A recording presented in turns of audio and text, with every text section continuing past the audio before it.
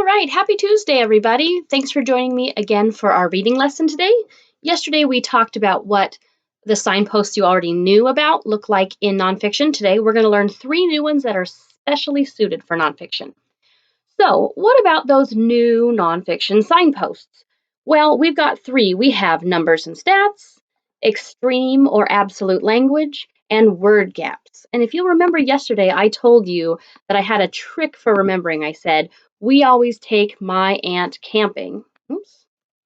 And I use the same trick for remembering the new ones. Now, if you notice up here, I highlighted the word new. Well, there was a good reason for that, because if I look at my 3 new signposts, I have N for numbers and stats, E for extreme language, and W for word gaps. And if you put N, E, W together, you get new. So I always remember, we always take my aunt camping are my signposts for everything. And then I have special new signposts for nonfiction only that are numbers and stats, extreme or absolute language, and word gaps. So that's an easy way to remember them if you're taking a test or you're reading something and you want to just quickly jot down on the side what signpost you're looking for.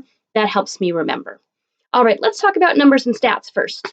Numbers and stats are when the author uses specific numbers or statistics to show their ideas. So you're looking for things like percents, amounts, how much of something, times, like what time something happened, and dates. That's especially important if you're reading like history stuff and they'll say in 1937, blah, blah, blah, blah, blah. That's important. The author took the time to tell you the year so you can understand the order in which things happen or how far apart events are. So when you see numbers, either a word number, like sometimes they'll write out the word, like instead of just typing 7, they might write, instead of writing the number 7, they might write 7. It's hard to write on my screen, sorry. Those are still numbers. Even if they write out the word, it's still a number or a statistic. All right, that's our first new signpost. The next one is extreme or absolute language. Now that's when the author sounds dramatic and they say things like never, always, every, none. So be on the lookout for words that feel extreme. These are really helpful when you're trying to figure out the author's perspective. So if the author says, it is always important that we recycle every single piece of trash we can, they're being extreme. They're saying, I don't want you to ever throw away a tin can, because they are showing how important that is to them or how crucial they think that is. Come on, computer. So look for words that feel extreme. They're often great hints to the author's perspective. All right, and word gaps. When the author uses specific vocabulary about their topic that you don't know yet or you don't feel confident with yet. Especially look for scientific or historic words. Now, these can be words that are just higher level vocabulary that might be like 6th or 7th grade words you're working toward, or these can be very specific science words. When we were reading about volcanoes, we saw the word tectonic when they were talking about tectonic plates. When we are reading about the tropical cyclones, a lot of kids were like, what's a cyclone? And so we had to look a lot of those up. When you find those words, your job is to be on the lookout throughout the text. Either the author thinks you should already know that, and you might need to do extra research. That happens to me a lot when I'm reading about topics I don't know a lot about yet. They say words that I don't know, and then I have to go like Google it or look in a different book or look in the index in the back. Or if they use words that you're not confident with yet, go back and ask yourself, did they already tell me? Is there like a spot where they said vocabulary in the passage? Did they already give you hints as to those words? As you learn new special words, collect them off to the side because they're going to keep using them. And if you really understand what they mean, you're going to really understand the passage. All right, now that we've gone over those, let's jump into a couple mini paragraphs and see if you can spot them. So for this first one, we are looking at numbers and statistics. And we have this passage right up here. I'm going to double click at the top to make a little spot. Let's look over that together. We are on the hunt for numbers and statistics. It says, recycling is the practice of using materials or using items or materials again. That cuts down on the amount of waste on the planet. Americans recycle much of their garbage. According to the Environmental Protection Agency, the United States recycles more than 30% of its waste. In 1999, recycling kept more than 64 tons of material from ending up in landfills, but there is still more that can be done. Then if you look here at the end, I'm going to highlight it for a second. This is me citing my source. That's where this information came from. Get that out of the way. So let's go back and look. Take a second and ask yourself, do I see any numbers or statistics? There are a couple. All right, hopefully you noticed this first one, 30%. Let's go back and figure out what does that 30% mean? Because whenever you find a signpost, you should stop and think, what does this mean? What is the author showing me? And often, what is the narrator or author's perspective? So let's see, I'm going to back up to the beginning of that sentence. According to the Environmental Protection Agency, the United States recycles more than 30% of its waste. So ask yourself, what does that mean? That means 30%. So if I took all 100%, 30% of it gets recycled. Well, that's better than nothing, but it's not great. Maybe we could be recycling more. What is the author showing me? The author's showing that we're doing some recycling, but we're not maybe great at it yet. What is the narrator or author's perspective? I don't know yet. I feel like I need to do more reading. Let's look for any more numbers and statistics. In 1999, we have a date, recycling kept more than 64 tons of material from ending up in landfills.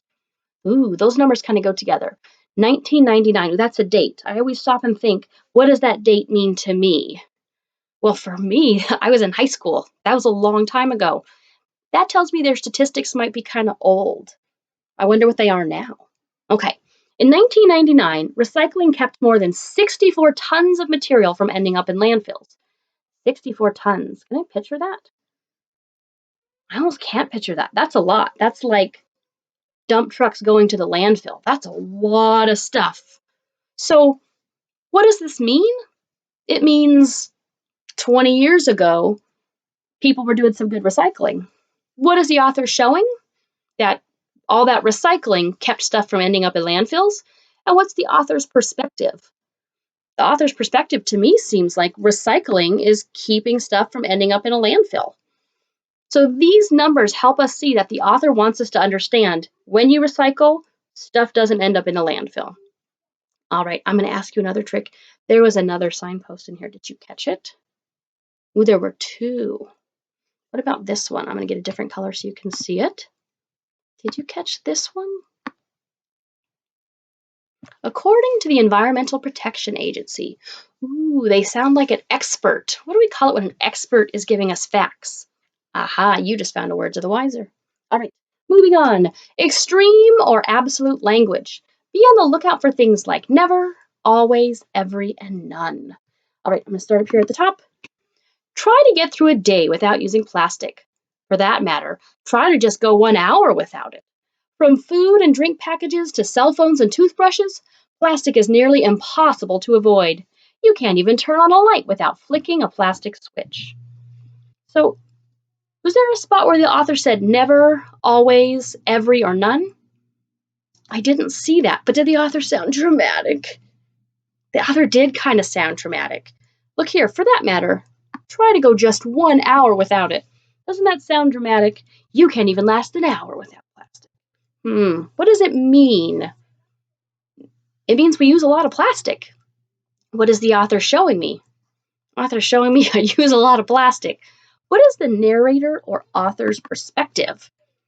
Their perspective is plastic is, I'm going to give you a big word, ubiquitous. Ubiquitous just means it's everywhere. The author really wants us to see that, don't they? Let's look for more extreme or absolute language. From food and drink packages to cell phones and toothbrushes, plastic is nearly impossible to avoid. You can't even turn on a light without flicking a plastic switch. All of these are really helping the author to show us that plastic is everywhere and we kind of can't get away from it. The author didn't use those specific words, but they sounded dramatic. Be on the lookout for that. All right, here's our last new signpost. We have word gaps. What are some words that are new? And then especially be on the lookout for when they're teaching us those words. All right, starting up here at the top. Air pollution, like sulfur dioxide and nitrogen oxides, don't just cause acid rain. They can cause respiratory diseases or make these diseases worse. Respiratory diseases like asthma or chronic bronchitis make it hard for people to breathe. The pollution that causes acid rain can also create tiny particles. When these particles get into people's lungs, they can cause health problems or can make existing health problems worse. So, some of these words, like sulfur dioxide and nitrogen oxide, did they explain those? They kind of did. Earlier, they said air pollution, like sulfur dioxide and nitrogen oxides. So I know that they're talking about air pollution, and they gave me a couple examples. And they said they don't just cause acid rain, they can cause respiratory diseases. Oh dear. Respiratory diseases. I don't know what that means. I'm going to look and see if they give me any extra clues. Respiratory diseases, or can make these diseases worse. Respiratory diseases like asthma or chronic bronchitis. Aha! Respiratory diseases like asthma or chronic bronchitis make it hard for people to breathe. Oh, respiratory diseases are things that make it hard for people to breathe. Got it. Okay, so what does it mean? It means we're talking about air pollution and things that make it hard for people to breathe. What is the author showing us? They're showing us that cause and effect. Air pollution causes respiratory diseases. And what's the author's perspective? The author's perspective is air pollution is really dangerous. We need to do something about it. So you can use signposts like this and these 3 questions down here at the bottom, 1, 2, 3, to really tackle some challenging texts. All right, here is your task. Your task is to figure out what are some of your own examples of these new nonfiction signposts. So numbers and statistics, extreme or absolute language, and word gaps. They can either be in things that you've read or in your own writing that you've done. Remember, we wrote about chocolate milk, we wrote about plastic.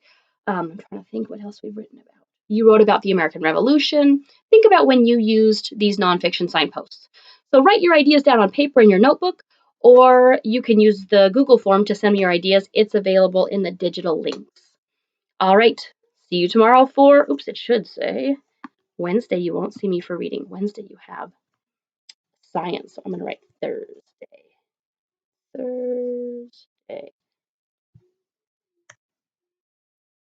I have a fun science activity for you guys tomorrow. All right, I miss you. See you later.